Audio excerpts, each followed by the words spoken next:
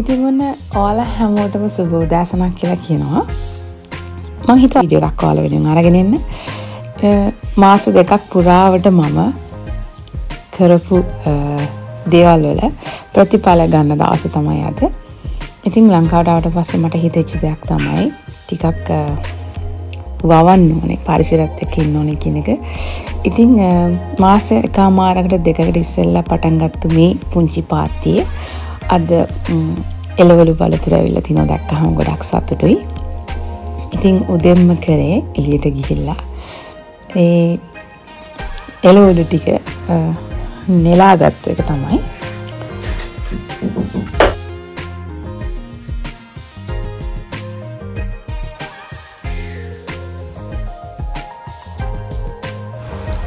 ඉතින් කොහොම හරි මම ලංකාවට එන්නේ ඉස්සෙල්ලත් අපේ අම්මා වවපු පළතුරු මෙතන තියෙනවා. පළතුරු සහ එළවලු. මේ ඇම්බරැල්ලා ගහේම අපේ අම්මට තෑගි හම්බෙච්ච බට් ඇම්බරැල්ලා ගහ. එතකොට බණ්ඩක්කා ගහ එහෙම අපේ අම්මා ඔය ඉතිසලා වවලා තිබුණ දෙයක්. මෑකරල් දම්බල එහෙමත් අපේ අම්මා මං එන්නේ ඉස්සලා වවලා තිබුණා. ඉතින් මේ ලොකුවට දේවල් තාම හැදිලා නැති වුණත් මේ දේවල් මේ වෙලාවේ අපි කඩාගත්තේ නැත්නම් නිකන් ගහට මෝරලා යන නිසා මං හිතුවා මේ දේවලුත් මේ වෙලාවේ කඩා ගන්නවා.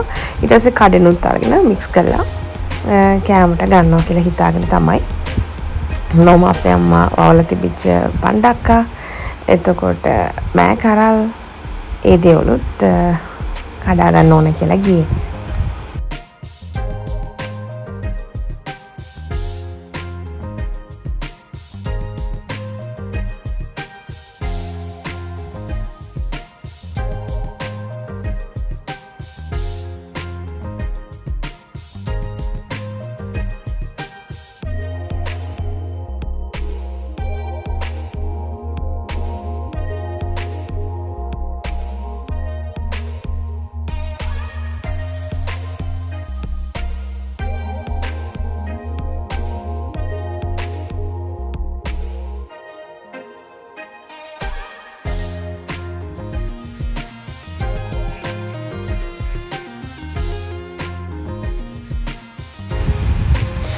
ඔයාලට මතකද මම ලංකාවට ඇවිල්ලා කරපු මුල්ම දවස්වල කරපු එක වීඩියෝ එකක් මගේ අක්කගේ දුවත් එක්ක මලච්චාරුවක් දැම්මා. ඉතින් ඒකෙදි මේ ගහක් ගොඩක් පොඩි.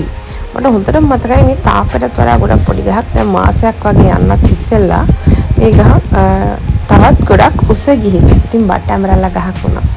මේකෙන් අපිට ගොඩක් ඵලදාව දීපු මම ගොඩක් ඵලදාව නෙලපු ගහක් තමයි පොඩි උනාට. ඉතින් ඇත්තටම ඇම්බරැල්ලා අච්චාරු ගොඩක්ම දැම්මේ මේ ඇම්බරැල්ලා ගහෙන්. ඒ වගේම ඉතින් මට ඇම්බරැල්ලා නොඅඩුව ලැබුණා.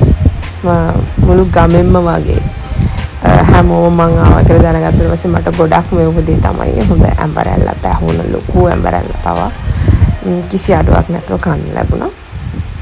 අපේ අම්මගේ නිවිති පාත්තිය.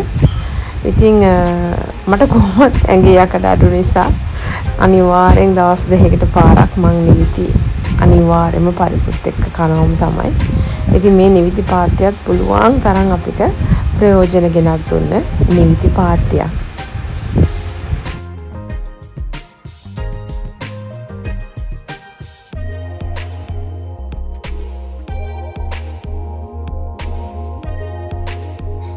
ඉතින් ඔන්න මගේ පුංචි වත්තේ පොඩි සවාරියක් ගිහිල්ලා කඩාගත්තු එළවලු ටික තමයි මේ තියෙන්නේ.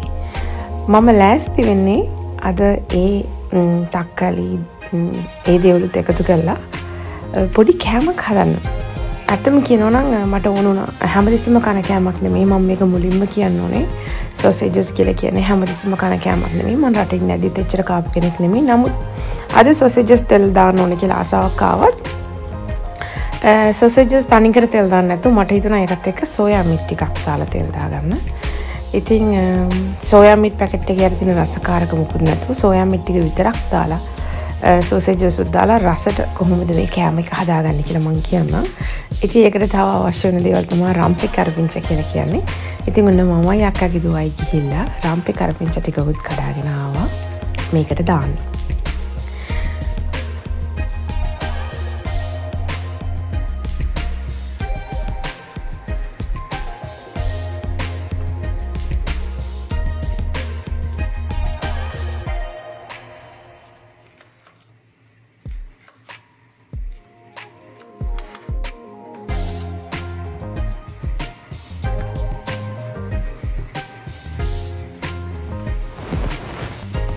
මම මේක ලෑස්ති කරගන්නවා මාළු මිරිස්, එතකොට තක්කාලි, රටලුණු, රම්පෙ කරපිංචා, හොඳට සුදු ලුණු බික් 3-4ක් තලාගෙන පුංචිට කපාගෙන අපි මේකට එකතු කරගන්නවා.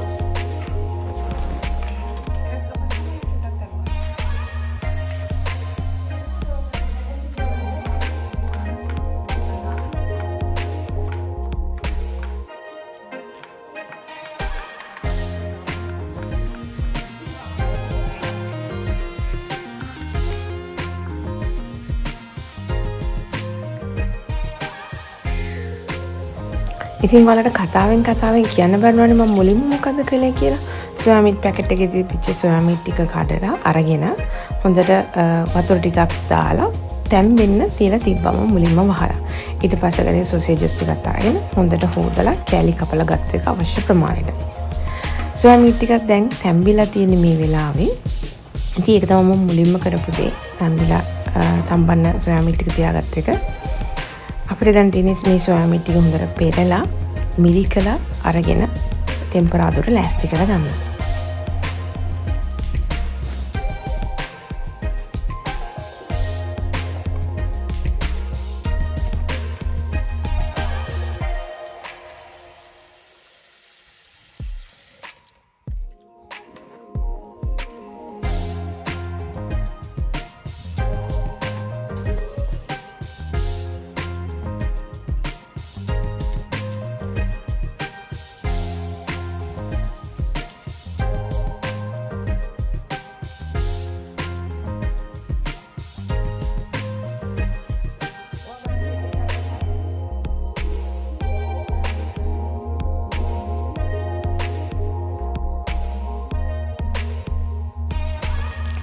ඉතින් ටෙම්පරාදුවට අවශ්‍ය වෙන සෝස් එකයි මම දැන් හදන්නේ. මම මේකට අද පාවිච්චි කරන්නේ නිකන් තක්කලි සෝස් සහ සෝයා සෝස් වර්ග දෙකකින් මගේ මිශ්‍රණයට අවශ්‍ය වෙනවා කියලා හිතෙන ප්‍රමාණය මම සාමාන්‍යයෙන් සෝයා සෝස් මේස හැන්දක්, තක්කලි සෝස් මේස හැඳි දෙකක් විතර එකතු කරගත්තා. ඊට පස්සේ අපි මේකට සීනි තේ හැන්දක් විතර එකතු කරගන්න අවශ්‍ය වෙනවා. ඔයාලට අවශ්‍ය නම් මේකට ඇල් වතුරේ මික්ස් කරගත්තු කෝන් ෆ්ලවර් හැන්දක් දාලා ඒ මිශ්‍රණයත් මේකට එකතු කරගන්න පුළුවන් නම් තවත් හොඳයි. ඔයාලට තව මිශ්‍රණය උකු කරගන්න අවශ්‍ය නම් තව ඔයාලට කියන්නේ ග්‍රේවි තියාගන්න ඕන නම් මේක තව චුට්ටක් වැඩි කරගන්න. මට ග්‍රේවි එච්චර අවශ්‍ය නොවුණු නිසා මම මේ ප්‍රමාණයට විතරයි අද හදාගත්තේ.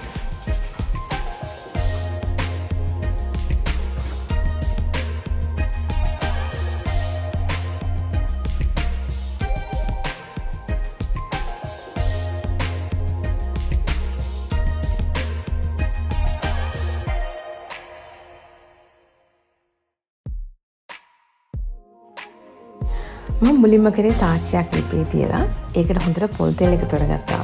මේ සඳක් විතර පොල් තෙල් ටික රත් වුණාට පස්සේ මම තලාගත්තු සුදු ලුණු ටික තමයි මුලින්ම එකතු කරගන්නේ. ඊට පස්සේ සුදු ලුණු ටික වැදීගෙන යනකොට මම ඒකට එකතු කරගන්නවා රම්පි කරපිංචා. ඊට පස්සේ මම මගේ සොසේජස් ටිකත් එකතු කරගෙන හොඳින් ටෙම්පරාදු කරගන්නවා.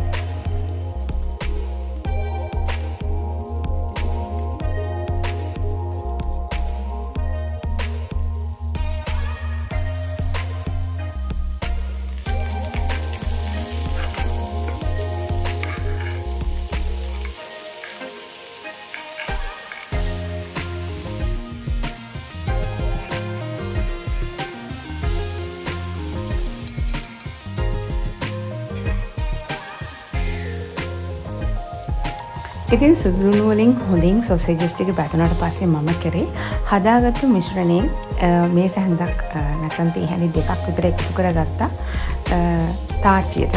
ඒ වගේම මම අද පාවිච්චි කරන්නේ මම පිටරටදී ගොඩක් ආසාවෙන් පාවිච්චි කරපු chili paste එකක්.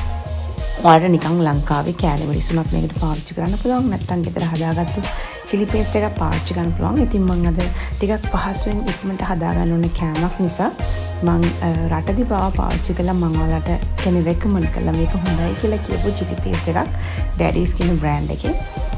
මම පරිප්පු ටෙම්පරාදුවට ඒ හැම දෙයකටම පාවිච්චි කරන chili paste එකකින් පොඩි හැන්දක් එකතු කරගත්තා. සොසේජස් ටික බැදෙද්දී සොසේජස් වලට අවශ්‍ය අර ලුණු මිරිස් රස දෙන්න ඕන නිසා.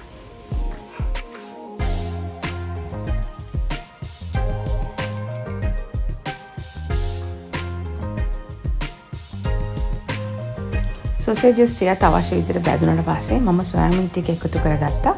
එකතු කරගෙන තව මං හදාගත්තු සෝස් එකෙන් තව හැන්දක් දෙකක් විතර දාගත්තා. දැන් සොයාබීන් වලටත් මට වෙනම රසයි දෙන්න ඕන නිසා ඉතින් දාලා හොඳට කලවම් කරලා මම ලුණු පොඩ්ඩක් එකතු කරගත්තා. ලුණු සහ ගම්බෙරිස් පොඩ්ඩක් එකතු කරගත්තා මගේ මේ මිශ්‍රණයට.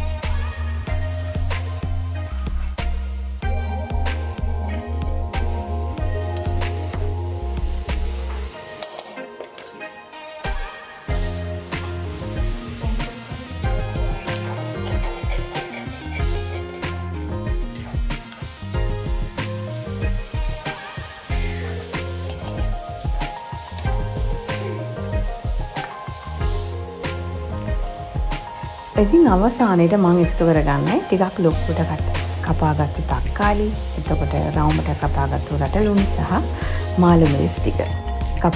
මේ ටික හොඳට එකතු කරගෙන හොඳින් කලවම් කරගන්න ඕන.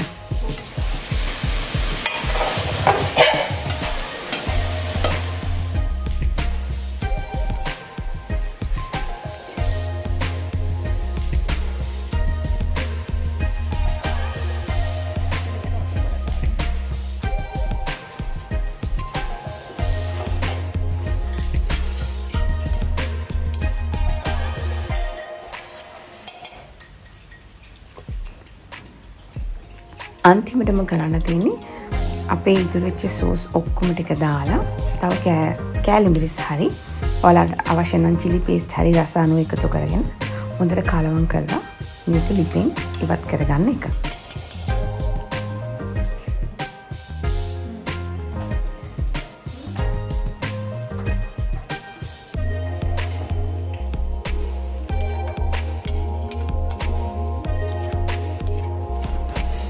මම තව දෙයක් අන්තිමටම එකතු කරා. ලිපින් බාන්න ඉස්සෙල්ලම තල තෙල් චුට්ටක් එකතු කරගත්තා. සාමාන්‍යයෙන් ටෙම්පරාදු කරන ඕනම දෙයකට ටෙම්පරාදු කරන බතකට වුණත් නූඩල්ස් එකකට වුණත් අවසානයේ තල තෙල් බිඳු කිහිපයක් දැම්මම එකෙන් අමුතු රසක් එනවා. ඉතින් මම දන්නවා තල තෙල් ටිකක් මිලෙන් අධික දෙයක් ලංකාවේ. ඉතින් තියෙනවා නම් පමණක් තල තෙල් චුට්ටක් එකතු කරගන්න. මේක අනිවාර්ය දෙයක් නෙමෙයි. කොහොමත් මේ ටෙම්පරාදෝ සොයාමීට් සොසේජස් ටෙම්පරාදෝ හරි රස කෑමක්. හදලා නැත්නම් කාලා බලන්න. කාලා බලලා මටත් කියන්න කොහොමද මේ රෙසිපි එක කියලා.